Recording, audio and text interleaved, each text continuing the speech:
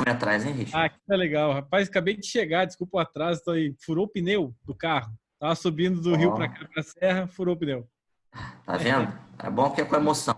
É, bom, pô, fiz a correria, você não tá entendendo. Mas que bom, Richard, obrigado. Eu já fiz uma breve abertura. Você já é uma pessoa que a maioria dos nossos amigos e clientes já conhecem. Falei um pouco da dinâmica, vai ser parecida com aquela outra, que você fez bastante sucesso. E agora eu vou passar a palavra para o Christian. Obrigado.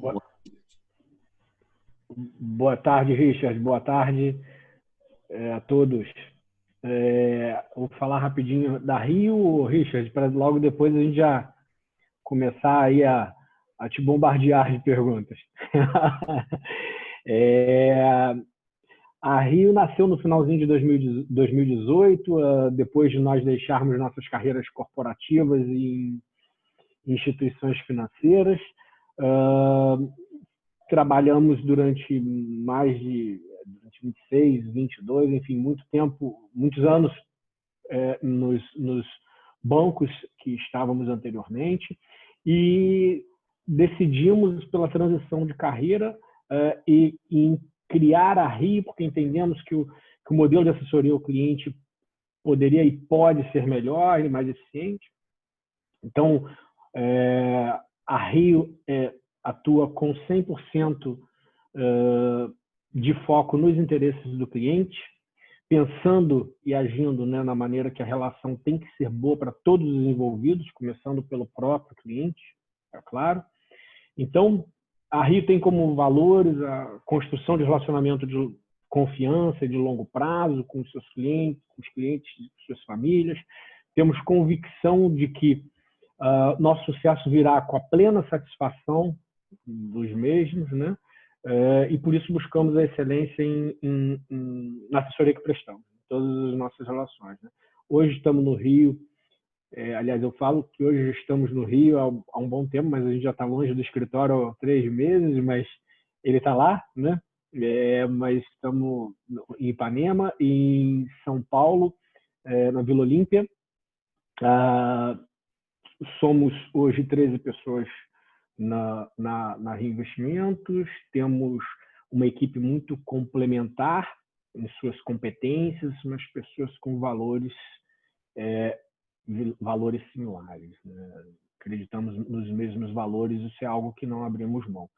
A Rio Investimentos, assim, como um adicional que eu não vinha falando em outros bate-papos, a Rio Investimentos, com cerca de 6 meses, conquistou uma premiação, foi premiado pela XP com o que se chama de selo S20, que são os escritórios mais promissores,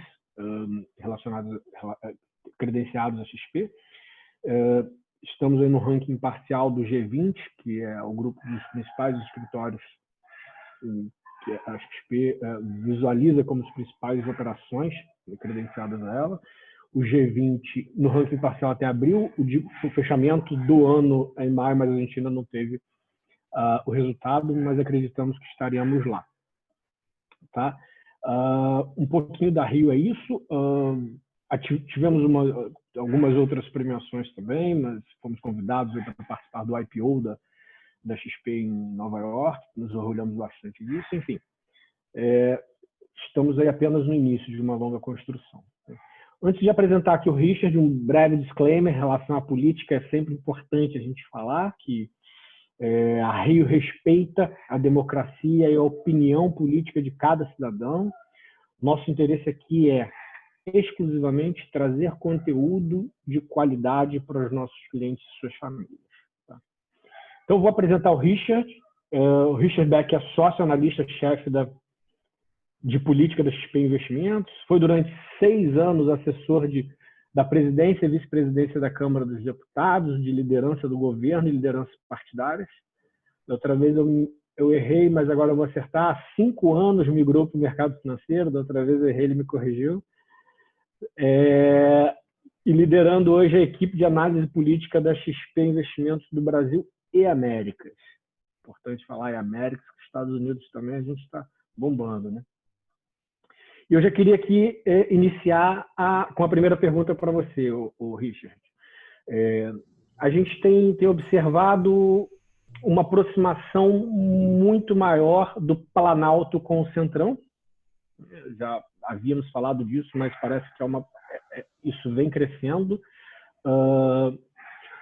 E ao invés de uma coalizão apenas defensiva, a gente vê uma construção de algo mais ofensivo no âmbito de pautas legislativas. Não sei se você concorda, mas é um pouco do que a gente vê.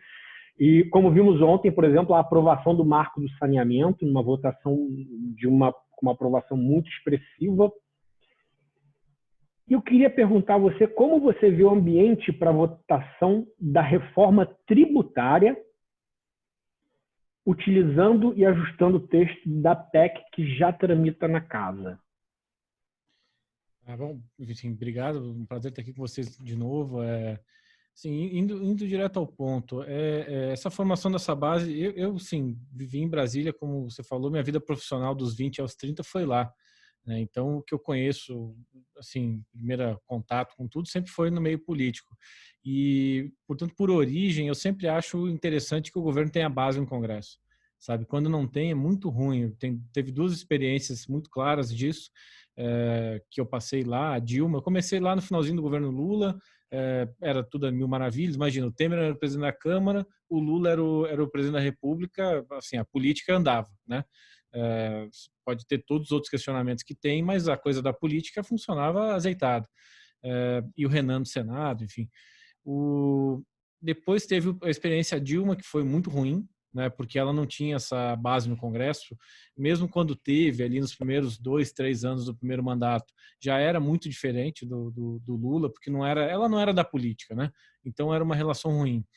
E depois você teve de novo uma experiência de muito azeitamento na relação política do Planalto com o Congresso, que foi o governo Temer, né? E aí teve no ano passado essa coisa do presidente Bolsonaro, que primeiro ele tentou aquela ideia, a gente sempre disse que ia dar errado, porque isso não funciona lá no dia a dia do Congresso, mas de montar uma base via frentes parlamentares, né? Sim, você tem frente parlamentar de todos os gostos, com todos os partidos dentro, e nenhuma briga com a outra, porque uma eventualmente precisa do voto da outra, então ninguém vai fazer enfrentamento de pauta nenhuma que não seja da própria frente para sustentar o governo. Isso não funciona, sabe? O presidente tentou, enfim, refazer isso, obviamente não ia dar certo, não deu, né? Deu para a reforma da Previdência porque é um assunto que estava muito mais popular, estava muito mais maduro, e depois disso não voltou-se muitas coisas do ano passado para cá, a verdade é essa, né? No Congresso. Daí você tem essa aproximação agora, que ela é derivada primeiro do medo do Bolsonaro do impeachment. E ele foi muito rápido, assim, foi inteligente da parte dele, porque começou a sentir o cheiro que estava mudando um pouco a coisa em Brasília para o lado dele, né? Olhou para o coronavírus, falou: isso aqui vai bater na minha popularidade, né? E aí correu para o Congresso e fez uma base, primeiro, para salvar o pescoço. O fato é esse, né? Segundo, para isolar o Rodrigo Maia. Não deu muito certo, porque o Rodrigo tem uma quantidade de votos na Câmara que permite que ele não seja isolado, porque se o Centrão isola ele, o Rodrigo faz uma aliança com a oposição e tem a maioria na casa, só que do outro lado, então o Rodrigo está no meio, ele joga de pivô, né? E aí o Centrão não vai romper com ele, porque o Centrão não gosta de ser minoria em lugar nenhum, né? Então faz essa aliança com o Bolsonaro, não destrói a aliança com o Rodrigo, mas o Bolsonaro tenta isso, não consegue. A gente falou na época, pessoas do meu time e eu, com os deputados ali do Centrão, eles disseram: o Bolsonaro gostaria muito que a gente isolasse o Rodrigo, mas nós não vamos fazer isso porque a gente não sabe o dia de amanhã, então vamos manter aqui a relação. E eles foram assim, Centrão sendo Centrão, né? Você pode ter todos os questionamentos sobre questão ética, ocupação de cargo, mas eles são do fio do bigode, então eles avisaram o governo, disseram: nós não vamos romper com o Rodrigo, né? E não romperam. Aí você, assim, então o primeiro signo, acho, dessa aliança é uma aliança para manter o mandato do Bolsonaro. Essa é a primeira coisa. E até agora não se discutiu muita agenda, sabe? A gente falou essa semana, na semana passada, com bastante gente no Congresso, tentando entender a agenda, sabe? E o fato, assim, tem uma predisposição no Congresso que é muito bom, de votar coisas que venham do governo, coisas que sejam nessa direção econômica, mas também tem uma predisposição que não dá para ignorar, que é do Congresso tentar resolver as coisas, né? Então, eu estava falando esses dias com o Fernando Pimentel, da indústria têxtil, da ABIT, da Associação Brasileira de Indústria Têxtil. Reúne lá todas as empresas, Renner, Riachuelo, todas as grandes, né? E ele falou que o BNDES e o governo até hoje não tem uma política setorial, por exemplo, para conversar com o setor, ainda não conversaram. Ele fala com o deputado vai lá e propõe um projeto de lei, né? O deputado, quando propõe um projeto de lei desse, ele não está olhando para o ambiente todo, ele está olhando para aquele ponto, né? E aí ele propõe para aquilo ali, ele acaba fazendo um protecionismo que acaba que a gente, com imposto, vai pagar algum tipo de subsídio, né, para determinada indústria. Então, esse tipo de coisa começa a aparecer ali, né? Hoje, assim, o governo tem tido sucesso nessas coisas, teve ontem no saneamento, foi muito bom. Finalmente, quando o governo entrou, o risco, assim, entrou atrasado, mas entrou, isso foi muito bom. Entrou e tirou o risco dos destaques, né? Porque se tivesse destaque, voltava para a Câmara. Então, um dia antes, eu mandei na nossa lista no Telegram, que a gente teve certeza que ia ser aprovado no dia posterior, porque o governo tinha entrado e começou a negociar. Tem um líder muito bom no Senado, Fernando Bezerra, um cara que entende muito ali do Senado, é do MDB, o que já dá para ele um título no Senado, é a nobreza do Senado, né? E quando o governo começou a negociar de verdade, a gente ficou mais tranquilo. Então é sempre muito bom que tenha base, mas precisa de uma agenda, porque se não tem agenda, fica uma coisa meio ali. Tem a base, mas não tem a base para usar, né? E aí você não propõe. Essa coisa da agenda, então, mais do que base, é o que preocupa mais a gente hoje, porque o governo ainda não tem claro o que vai fazer. E isso atrapalha a outra parte da sua pergunta, porque ainda não tem claro o que vai fazer na tributária. Esses dias, vocês sabem, eu me dou muito bem com o Mansueto. Esses dias ele deu uma entrevista dizendo: não, o governo vai mandar a reforma tributária em julho, agosto ou setembro. Aí eu mandei para ele, ou outubro, novembro ou dezembro. Né, eu completei, mandei, copiei e colei para ele. Porque, pô, assim, tá desde o ano passado dizendo que vai mandar a reforma administrativa, reforma tributária. Né, em Pois novembro teve um e o adiamento. Richard, até desculpa te interromper, mas assim, seria exatamente a pergunta que ia seguir nessa linha, né? Se você acha que essa reforma tributária ela pode ter sucesso, se ela vai ser aprovada, e o que o governo precisa fazer para as demais reformas andarem também, né? O que você acha em relação a isso?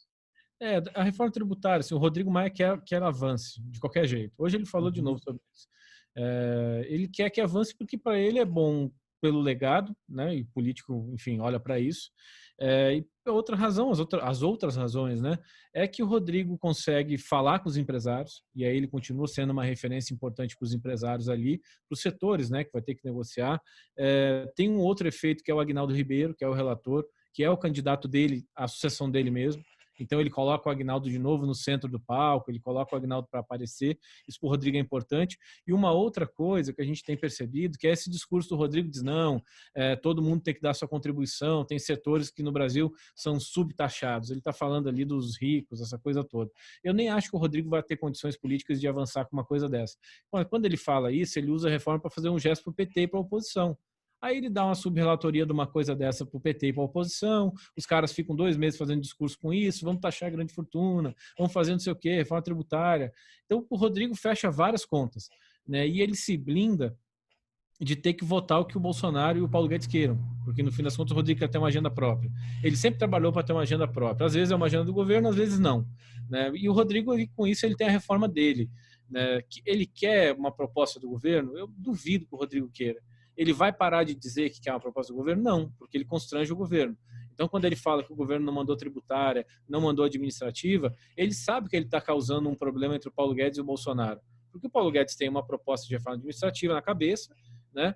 E tem uma proposta de reforma tributária, o CPMF, aquela coisa toda que ele acredita de fato. E o Bolsonaro não vai assinar isso, porque o Bolsonaro não acredita nessas coisas, não quer propor. Né? Assim, a reforma administrativa o Bolsonaro não quer discutir e a parte militar do governo também não quer discutir. São servidores públicos, né? Assim, veja a reforma da Previdência para os civis e veja como foi dos militares.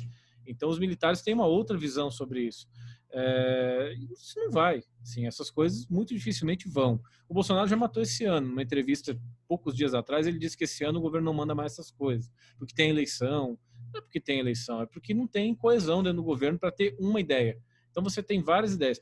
Eu, assim, longe de criticar o ministro Paulo Guedes, a gente torce para ele dar muito certo. Mas o governo tem virado um centro de estudos, né? Porque todo dia tem fazendo, a economia estuda tal coisa, a economia estuda outra coisa. Isso é coisa de faculdade, né, gente? Está na hora de começar a escrever as coisas e mandar para o Congresso aprovar, sabe? Mas o problema é que não é que falta energia ou falta esse tipo de clareza, porque sim, Brasília é o primeiro capítulo do manual, né? O que falta, assim, no governo hoje, para que as reformas andem, é, primeiro, clareza de quais, né? E segundo, botar energia nisso, assim, sair um pouco dessa agenda de ruído e botar energia nisso, e negociar com o Congresso. Eu não sei se vocês viram, eu não vi ainda o presidente chamando e o Paulo Guedes chamando o Rodrigo e o Davi Alcolumbre e dizendo, olha, gente, a gente vai precisar votar isso, sabe? É a PEC emergencial, é aquilo, é aquela outra. Ainda não teve esse tipo de conversa. Você ainda está em coisas muito menores, né? Quem pede coisa menor, leva coisa menor. Né? Quem se organiza para votar emenda constitucional, talvez consiga votar, porque não é dado que vota, assim, é o quórum muito alto, você precisa de um acordo com a oposição para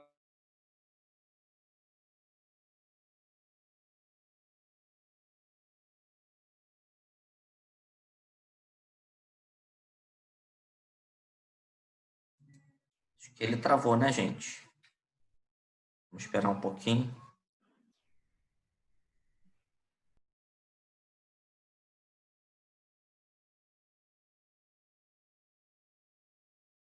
Vou avisar ele aqui, porque às vezes ele não sabe.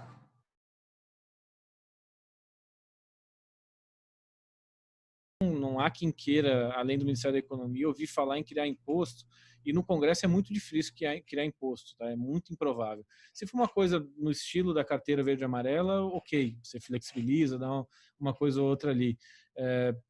Para vocês verem, assim, o humor do Congresso com desoneração, ele é bom, né?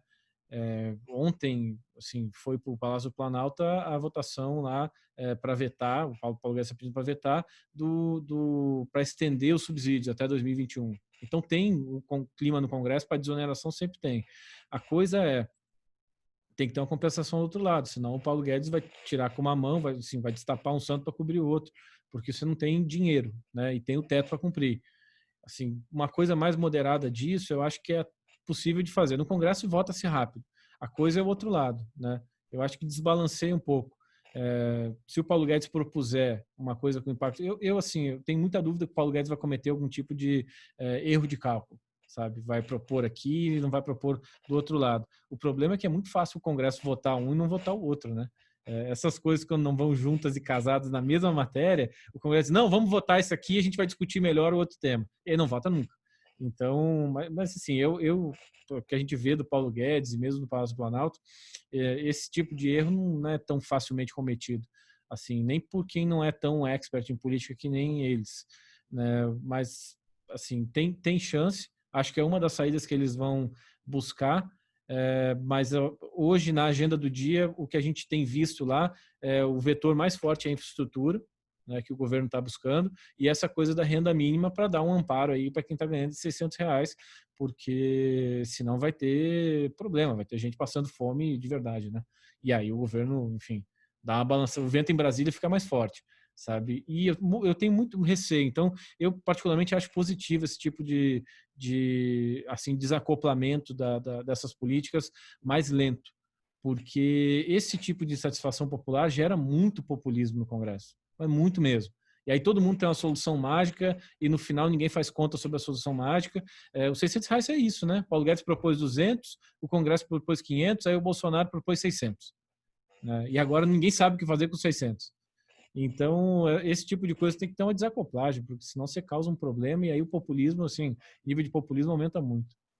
E Richard, falando um pouco sobre o relacionamento do governo com o STF, para que lado você acha que vai esse relacionamento e qual a solução? A pergunta boa, né? Esse é duro. Assim, o que acontece ali? A gente está, para ilustrar, assim, a gente tem visto essa coisa do STF com o Bolsonaro que nem luta de boxe, sabe? Ninguém consegue dar um direto em ninguém. Então a luta de boxe termina a primeira coisa por contagem de round, de pontos. Porque ninguém tem força suficiente para dar um direto e derrubar o outro. Então, nocaute ali é muito difícil. Né? Assim, eu, por princípio, eu acho que é sempre muito ruim você brigar com qualquer coisa que tenha cargo vitalício, em qualquer lugar, sabe? Porque o cara não vai a lugar nenhum e você eventualmente sai, perde seu foro. Então, nessa briga aí, o Bolsonaro, no longo prazo, está fadado a se dar mal. Temer foi preso, né? nessa briga com o judiciário, você sempre vai perder em algum momento. O Lula perdeu, o Temer perdeu, você sempre perde. Né? Mesmo que esfrie, depois o cara te esqueça, você sempre fica preocupado, gastando com advogado. Então, é um negócio complicado. Um cara que é vitalício e é do Supremo é pior ainda, né?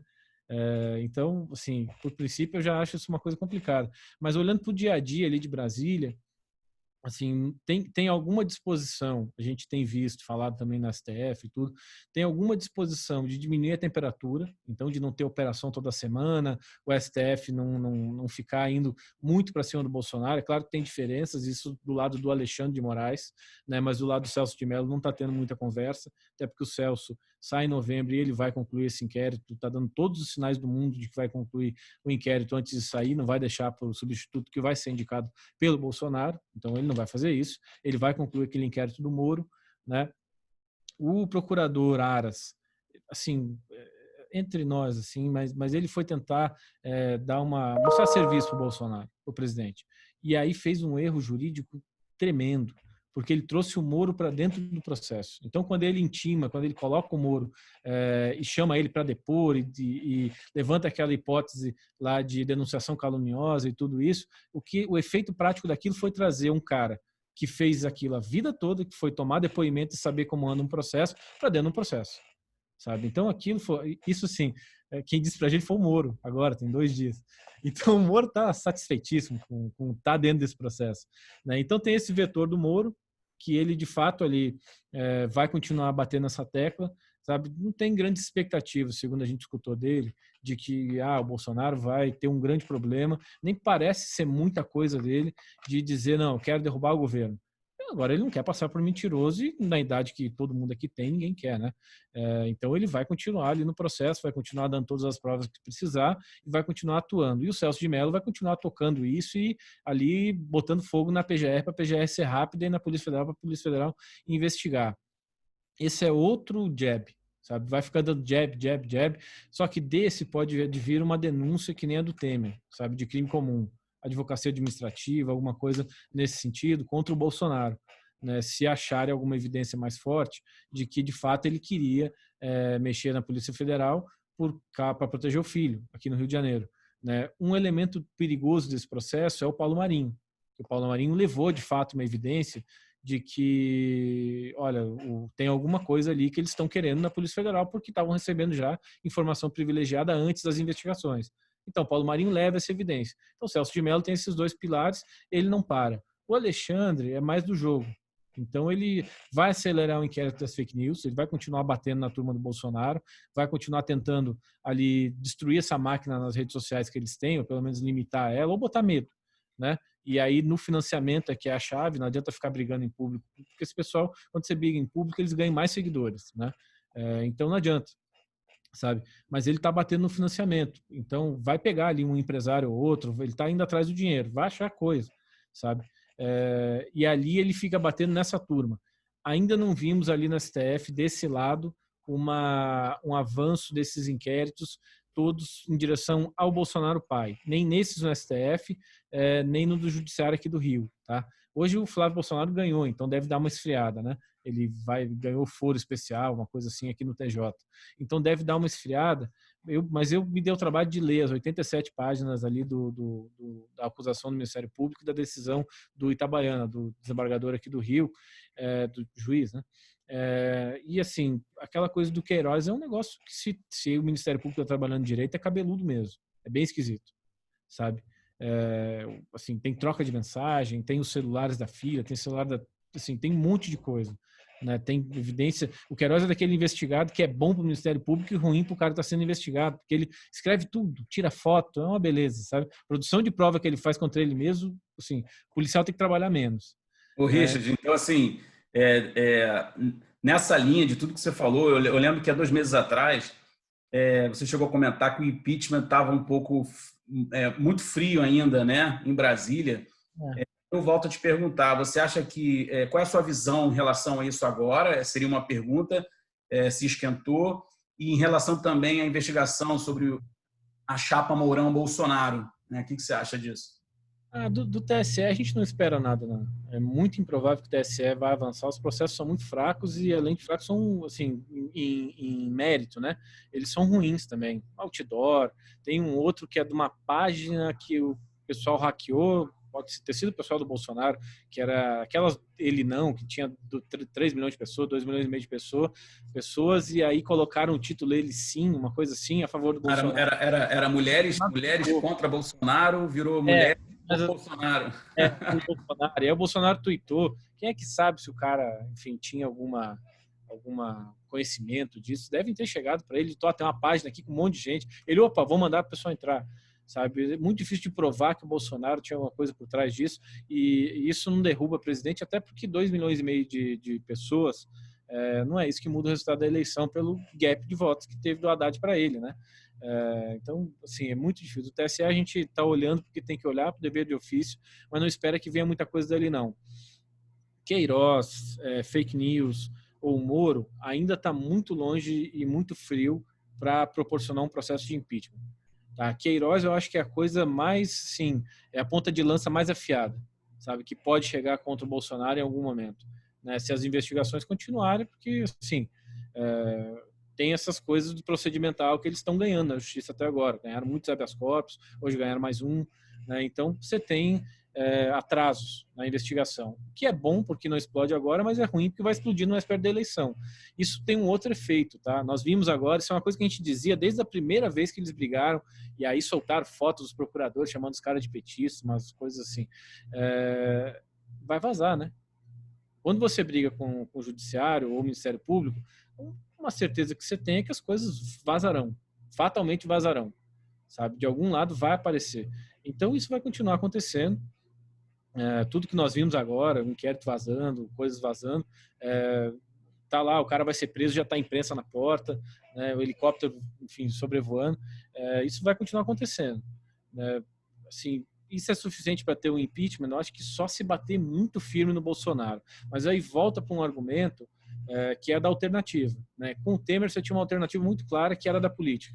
O cara tinha sido presidente da Câmara 3 vezes, né, que assim tinha muito ruim de voto, então não tinha risco de tentar ser candidato sem a política, sem uma combinação com os partidos, que não é o caso do Mourão, né? Você tira o Bolsonaro, coloca o Mourão, assim, vai botar a faixa e vai correr para o abraço. Então ele vai para 2022 com chance, assim, de ser candidato, porque ele é um cara articulado, tem ideia na cabeça, né? Vai, assim, conversar com a população, não tem o desgaste que tem hoje o Bolsonaro, a oposição que tem o Bolsonaro, é alguém de dentro das forças militares mais que o Bolsonaro, né? Assim, então, para a política não tem muita graça tirar o Bolsonaro e deixar o Mourão. Seja porque o Mourão tem essas potencialidades todas e pode ser candidato à reeleição com muita força em 2022, porque o bolsonarismo vai estar à procura de alguém, pode se encontrar no vice, né? Seja porque o Bolsonaro agora está dando cada vez mais coisas para o Centrão. Então, você tem um presidente que está te entregando coisas, para que você vai tirar ele? Né? Só se ficar numa situação muito difícil como ficou a Dilma, que aí não tinha mais como sustentar a Dilma. E assim, exatamente era nessa linha que eu ia agora, por exemplo. O governo tem muitos desafios, né? Investigação dentro da família do Bolsonaro, questões com a imprensa, né? E tudo mais. O que você acha que o governo precisa fazer para melhorar, né, a sua imagem e conseguir sair de tudo isso, né? E o que pode fortalecer o Bolsonaro por uma reeleição? Olha, assim, uma coisa eles fizeram, né? O Bolsonaro parou de dar aquelas entrevistas de manhã lá no Cercadinho. Aquilo a imprensa parou de ir lá também, né? Parece. Já parou, mas ele tá aí, a imprensa não ia, mas ele transmitia pelo Facebook. Aí a imprensa repercutiu o Facebook. Sabe, aquilo ali era uma brigalhada todo dia em Brasília, porque ele dava uma entrevista e Brasília pegava fogo. Sabe, dava uma entrevista e a imprensa batia nele o dia inteiro com aquilo, movimentava redes sociais, virava uma bagunça o dia. Ele não fazendo aquilo, por si só, já esfria. Então, o que o Bolsonaro precisa assim, para se fortalecer de novo? E eu acho que tem, se não aparecer nada de corrupção, porque o Bolsonaro, assim, ele tem alguns pilares, né? Então, o pilar econômico, com o Paulo Guedes, esse ele não pode perder de jeito nenhum. Né? Se perder, dificilmente outra pessoa repõe esse pilar, porque o Paulo Guedes, mais do que o ministro, ele é um símbolo de uma política. Então, mesmo que você troque o Paulo Guedes por um Mansueto, que também tem a mesma política na cabeça, é um cara articulado, todo respeitado, não tem o mesmo tamanho, sabe? Não tem o mesmo respeito e todo mundo vai ficar desconfiado e dizer, mas peraí, trocou um, troca dois, né? Então ele não pode perder o Paulo Guedes. Esse é o primeiro pilar econômico, né? Nem é o primeiro pilar do Bolsonaro, na verdade, é o pilar conservador, né? Mas esse vamos tratar como primeiro porque a gente é do mercado. Tem esse pilar, então, da economia. Ele tinha um pilar anticorrupção muito forte, que era o Moro. Esse ele perdeu. A nossa pesquisa no começo do governo dava uma expectativa de diminuição da corrupção em 60%. Hoje dá 21%. Sabe? Esse pilar ele perdeu. Esse cara que acreditava que o governo ia ser contra a corrupção, ia ser uma coisa lava-jato dentro do governo, isso, assim, essa imagem ele já perdeu, né? Um dos pilares, então, ruiu. E o outro é o do conservadorismo. Esse eu acho que não vai embora, porque é a mesma coisa do Lula. Ali ele é o Lula, esse pessoal. Sabe? Esses eleitores que têm uma agenda conservadora e que veem no Bolsonaro um cara sincero. Isso eu dizia desde a Câmara, tá? Quando eu trabalhava lá, eu dizia, porque tinha muita gente ali igualzinho ao Bolsonaro, sabe? Mas o Bolsonaro era o cara que tinha coragem de ir lá e falar as coisas que pensava e que uma parte da população pensava e que era muito feio na época falar. E ele ia lá e falava, sempre falou, brigava com o Jean Willis, brigava com a Maria do Rosário, né? Todo santo dia. E assim, então ele representa essa parcela da população. Antipetismo, conservadorismo está ali, né, hoje, está estacionado ali. O Dória está tentando levar um pouco do antipetismo, mas eu acho que o Dória tem muita pouca chance de ter sucesso daqui para frente. Mas então o Bolsonaro, esse do conservadorismo, ele não perde, que dá 15%, 20% para ele, né? Se ele não perder o econômico, ele continua ali competitivo para ir para o segundo turno. O jogo dele hoje é um jogo arriscado, porque ele está contando que vai para o segundo turno com o PT. Porque tem ele, tem o Lula e depois não tem mais ninguém. Ou pelo menos não tinha, né? Agora tem o Moro. Então, para o Bolsonaro se recuperar, ele tem que primeiro, assim, dar uma pacificada em Brasília, porque não dá para ele ficar na defensiva o tempo todo, porque acaba que ele ataca o STF, ou ataca o Rodrigo, ataca o Congresso, assim, a pancada sempre vem de volta. Ele pode até ganhar, eventualmente ganha, né? Mas ele fica na defensiva, porque ele não sabe qual é a próxima, né? E ele corre muito sprint, né? Essas instituições, eles correm maratona. Então eles aceleram, diminuem, e o Bolsonaro às vezes está de língua de fora quando eles aceleram, sabe? Não sincroniza. Eles são, assim, conhecem mais aquilo ali, né? Ele precisa dar uma pacificada em Brasília, acho que é fundamental para ele poder ter uma agenda lá, né? Tem que dar de novo uma ideia de que o governo está andando, porque até agora essa ideia, de vez em quando, ela fica sob questionamento, se o governo está indo mesmo para frente ou não. Você não sabe qual é a direção, né? Todo dia, às vezes, muda. Ele não dá entrevista, ajuda bastante. E assim, ter uma relação ali no Congresso de aprovar essas coisas de recuperação econômica que precisa, e ano que vem ele tem que dar uma segurada no populismo, porque se ele for muito populista, vai chegar com a língua de fora em 2022, né? Mas ele vai ter que reorientar o governo necessariamente, sabe? Tem que garantir o Paulo Guedes, mas eu acho que ano que vem o Bolsonaro vai ter com essa Renda Brasil, vai ter com alguma coisa ali para não perder o voto dessas pessoas que ele ganhou agora na crise, que é o voto da população mais pobre, né? O Bolsonaro perdeu esse pilar do combate à corrupção e perdeu popularidade ali, mas ele supriu do outro lado tomando o voto do Lula, na verdade, que são eleitores do Lula em regiões mais pobres, que a gente viu uma migração para o Bolsonaro, porque é um pessoal de baixa renda, né? Qualquer coisa que o governo dá, o cara, enfim, salvou a vida dele. Então, enfim, o presidente do dia é sempre o presidente desse cara em algum momento. O Lula, em 2003, não tinha esse cara. Ele passou a ter esse cara com Bolsa Família, né? Mas o Bolsonaro tem que acertar o passe em Brasília, para ser bem objetivo, assim, depois da grande volta. Acertar o passe em Brasília, votar uma coisa ou outra que ele precisa lá no Congresso para no ano que vem ter uma normalidade e governar. Assim, não tem muito segredo, a situação do Bolsonaro não é muito difícil se ele não se enrolar na justiça. Em Brasília ele se sustenta se ele sair um pouco dessa defensiva que ele mesmo se coloca muitas vezes e que ele condicionou agora a atuação dele em alguma medida nessa briga com o STF. Assim, a saída dele é política, né? Assim, com a política ele consegue dar um jeito na economia e se reeleger. E até onde você acha, Richard, que o núcleo familiar, podemos dizer os filhos, né, podem o deixar vulnerável em todas as questões que a gente sabe que eles têm de envolvimento ou contra eles, digamos assim? Cada um deixa vulnerável por uma razão, né? O Flávio pelo tema corrupção deixa vulnerável por essa coisa do Queiroz e tudo. O Flávio na política é o mais esperto deles, assim, é o mais articulado. Então era para ser o grande cara no Senado, mas já foi abatido logo no começo do mandato, então está discreto, né? Mas o Flávio atrapalha pelo tema corrupção, né? Essa investigação no Rio de Janeiro vai bater no Bolsonaro de alguma maneira. Pode não acertar ele diretamente, mas assim, o cara tem o sobrenome dele, né? O Lulinha sempre bateu em alguma medida no Lula, não tem jeito.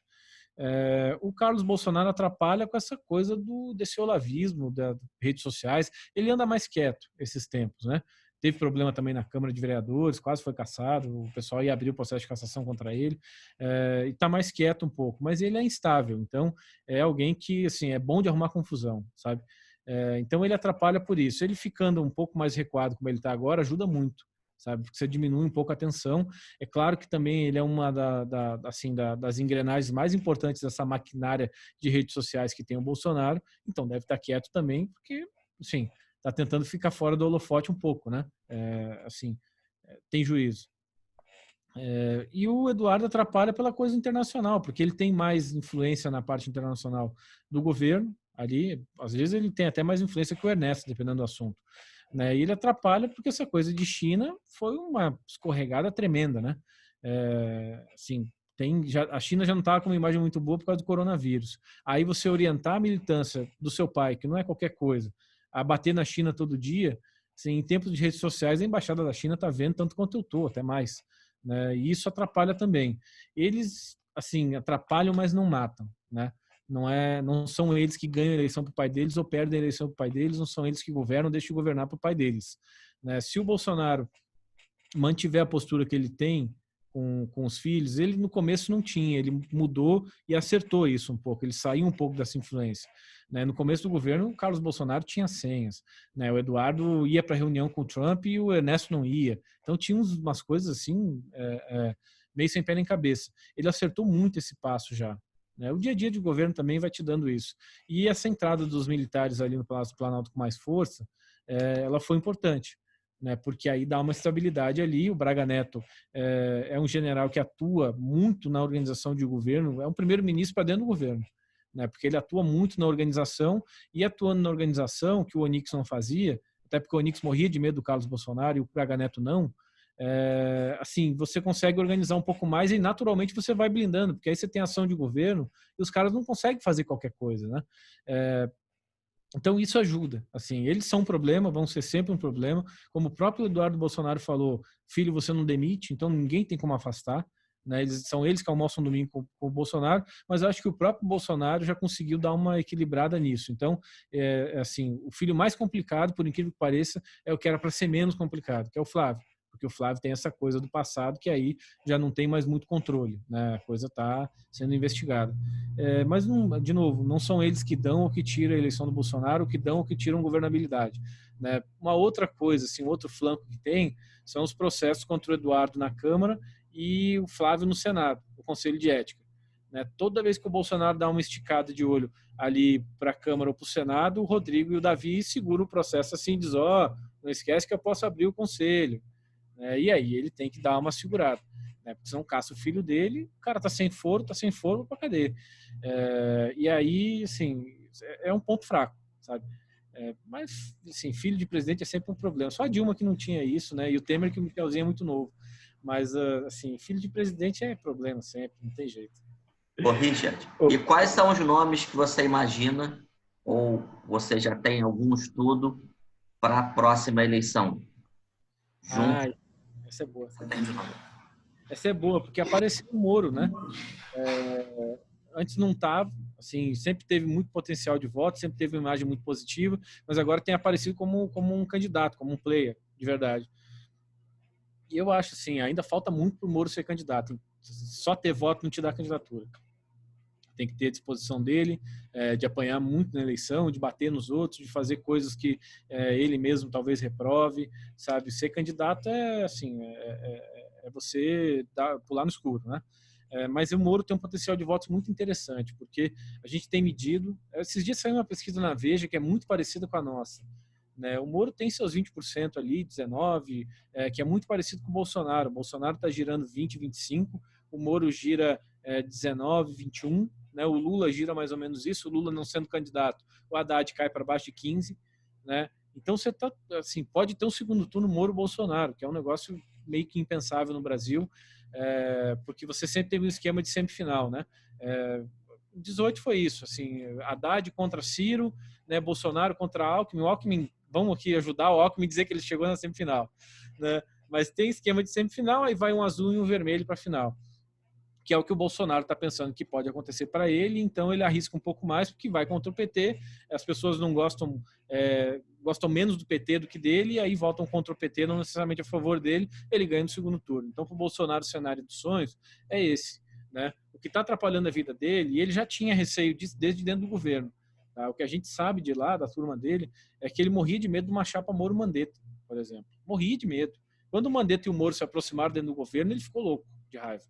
Né? E assim, era uma chapa perigosa, né? De qualquer forma. O Mandetta vai Mas, Richard, você não acha que essa questão do Moro, do Bolsovídeo, que meio que ficou meio esquisito, dele ter mostrado mensagens de WhatsApp da deputada Carla e tudo mais, isso não prejudicou um pouco a imagem do Moro?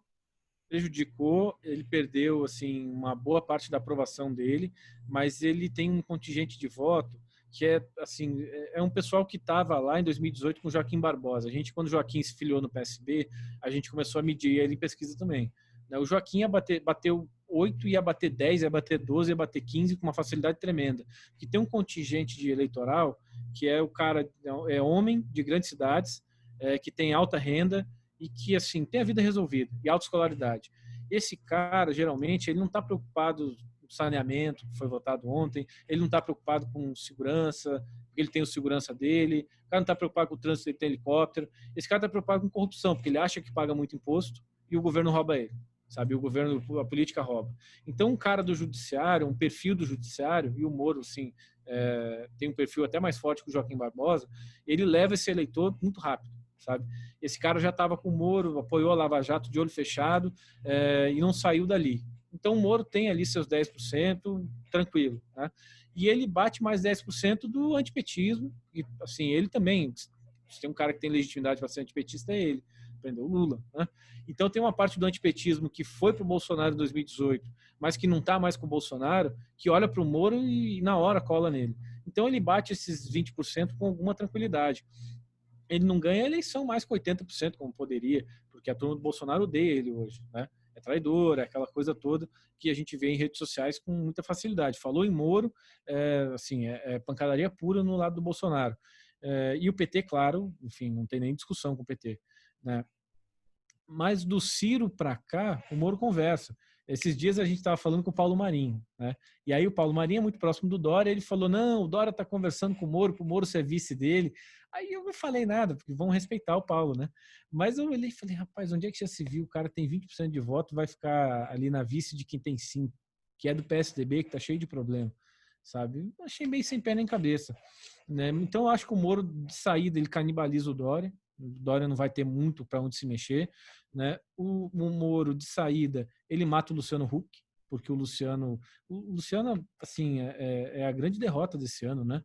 Não é o Bolsonaro, porque o Bolsonaro está saindo vivo dessa crise, o que não é fácil, né? Não é o Lula, porque o Lula está quieto, não está disputando, né? Mas o Luciano Huck, assim, começou o ano especulado, candidato, aquela coisa toda, e está no meio da crise, virou tuiteiro, porque assim, não achou um espaço.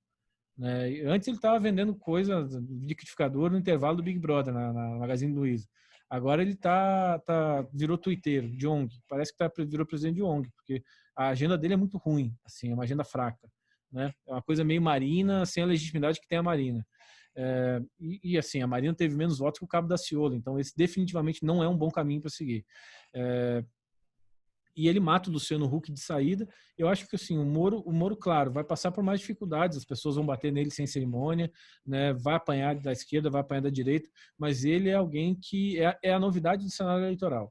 Não sendo isso, é muito difícil, assim, o Ciro ainda tem que pedir permissão para o PT, por isso que ele está se adiantando e batendo no PT, porque ele ainda tem que pedir permissão para o PT para conseguir votos no Nordeste. O Lula ainda é muito forte, então quando o Lula fala, tem um contingente de votos ali que lembram dele, as pessoas ali já de, enfim, mais idade e mais pobres, que não tem o que o Ciro faça, sabe? O Ciro, essa coisa meio esquisita dele, ele não entra bem no meio econômico, então ele tem muitas limitações, né? E assim, um outro dado que a gente tem visto é que o Moro ganha de todo mundo no segundo turno. Do Lula ele ganha de lavada, dá 60-40. Bolsonaro ele ganha mais apertado, mas ganha. Sabe, assim, o Moro é a grande novidade, né? Se for candidato, ele dá uma balançada no cenário. Se não for, aí a gente volta para esse esquema de semifinal. Aí o Dória tem mais chance, esses outros têm mais chance, mas o Bolsonaro no campo azul, aí é ele não disputa com ninguém. Bolsonaro e Moro dá uma briga boa, viu? Eu queria aí, antes de a gente concluir, falar um pouco sobre a eleição americana. 2 meses atrás aqui, Richard, nós falamos sobre o cenário base.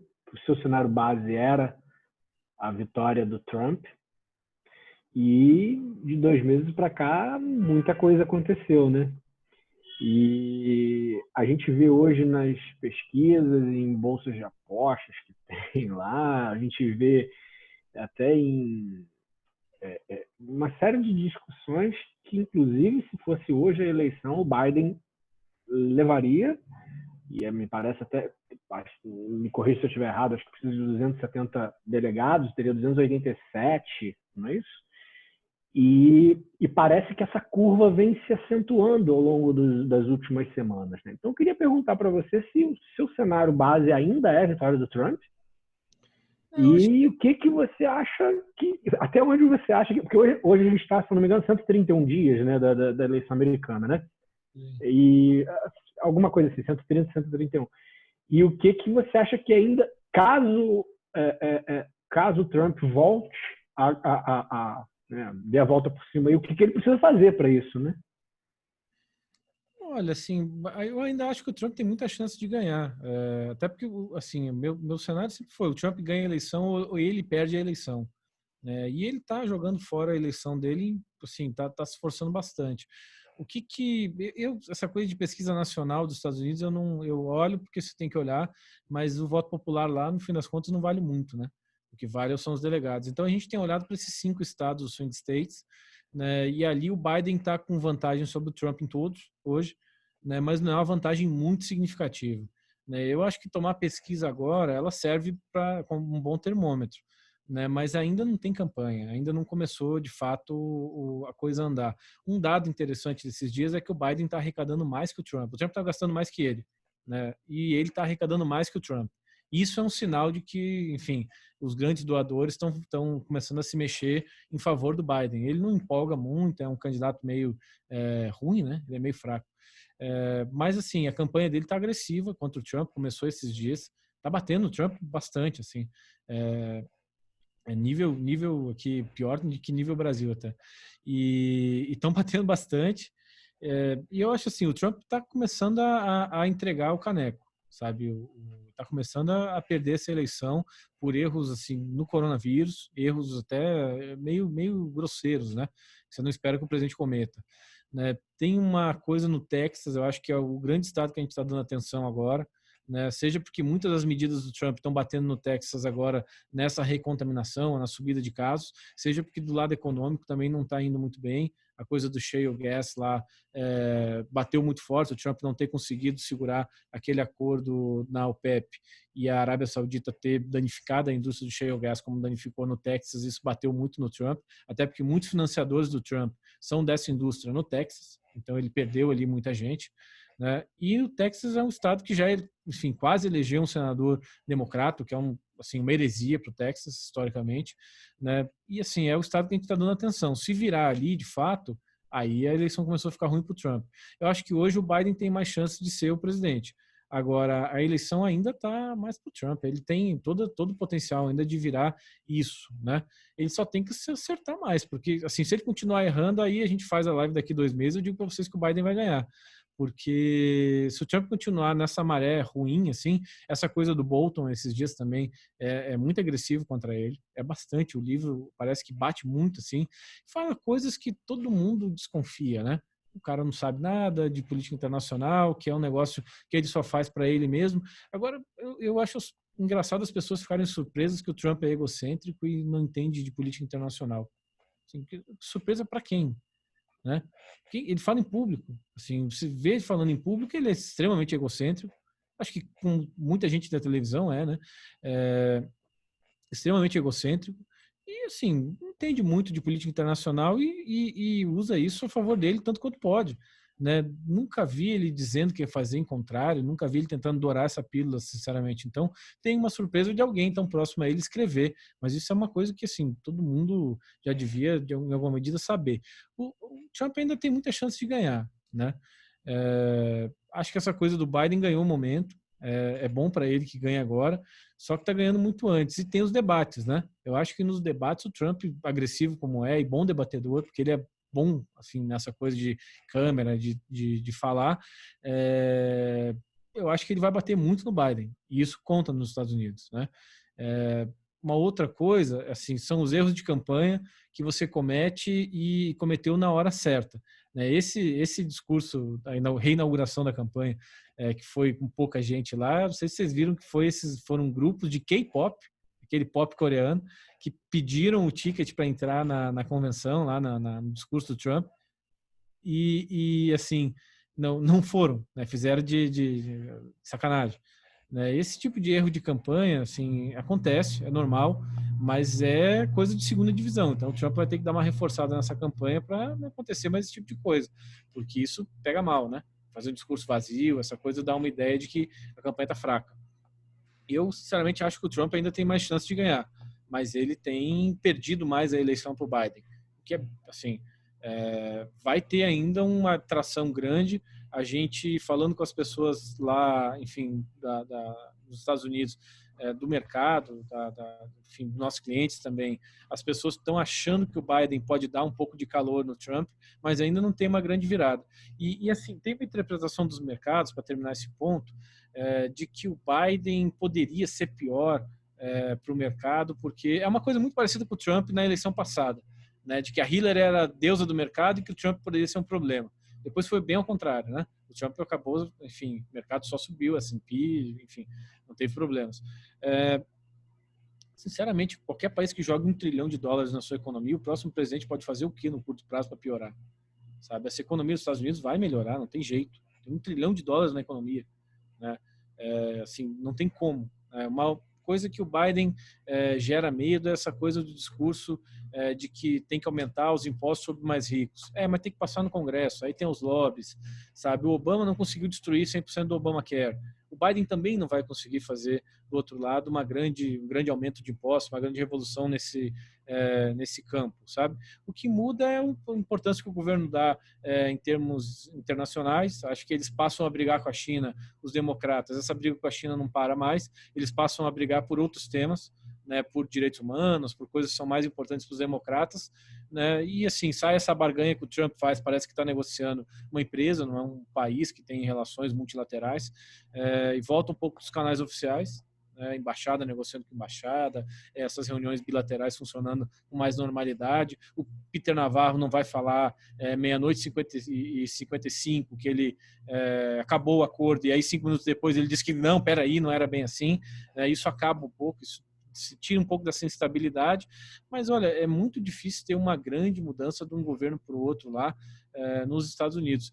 Tirando o ruído, assim, quando você vai olhar mesmo, o Trump não fez o muro que ia fazer, não, assim, fechou a imigração como disse que ia fechar, dificultou, claro, mas não parou a imigração para os Estados Unidos, especialmente dos países mais pobres. Teve pouca realização, assim. Ele diminuiu os impostos. Acho que essa é uma das coisas mais concretas, né? De resto, ali você fica muito amarrado no Congresso, né? Para fazer mudanças rápidas. Aí é muito parecido com aqui, é até mais lento que no Brasil, sabe?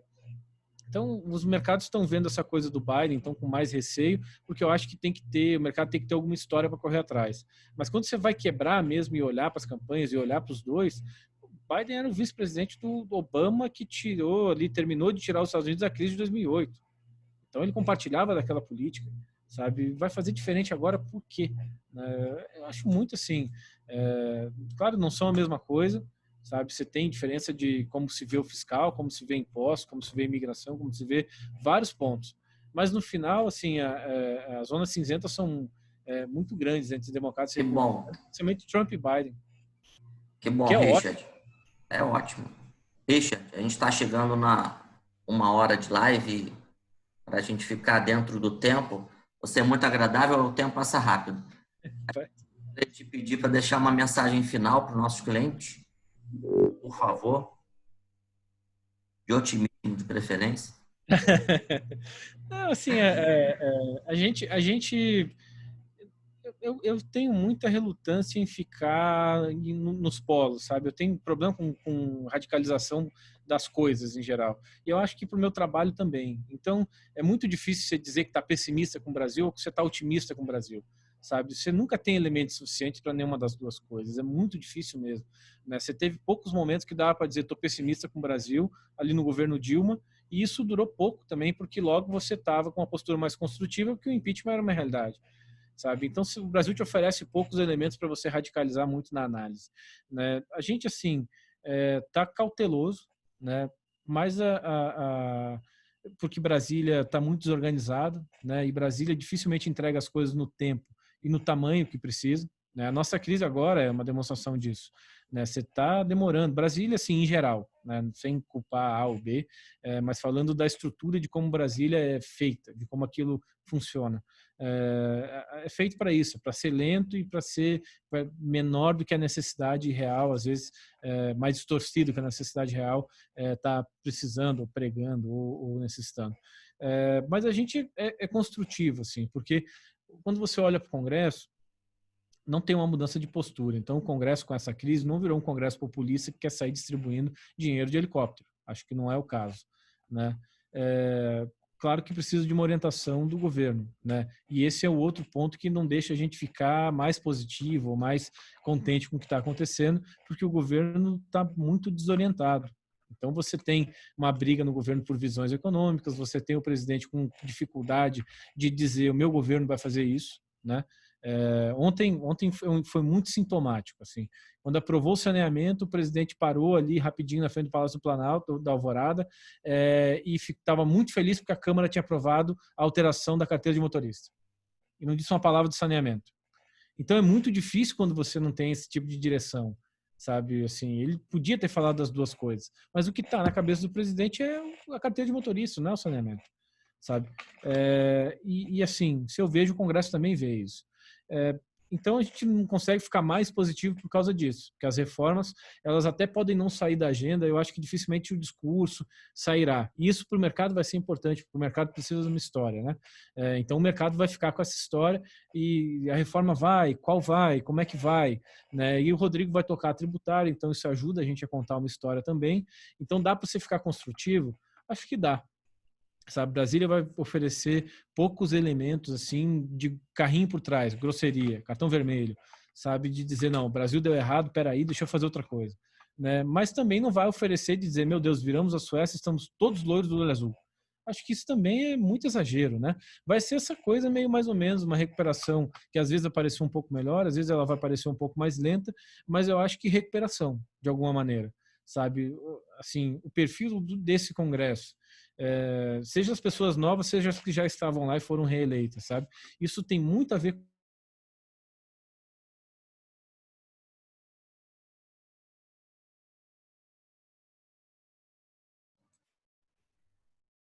Ele travou de novo, gente. Bom, de qualquer maneira, vamos aproveitar, ele já estava no finalzinho da mensagem final dele, gente. A gente sempre gosta de ouvir o Richard. Obrigado por vocês terem participado. A gente vai disponibilizar esse vídeo gravado no nosso canal do YouTube. E assim que a gente tiver um novo bate-papo, a gente avisa a todos. Tá bom? Obrigado. Obrigado, Christian. Obrigado, Bahia. E obrigado, Richard. Abraço.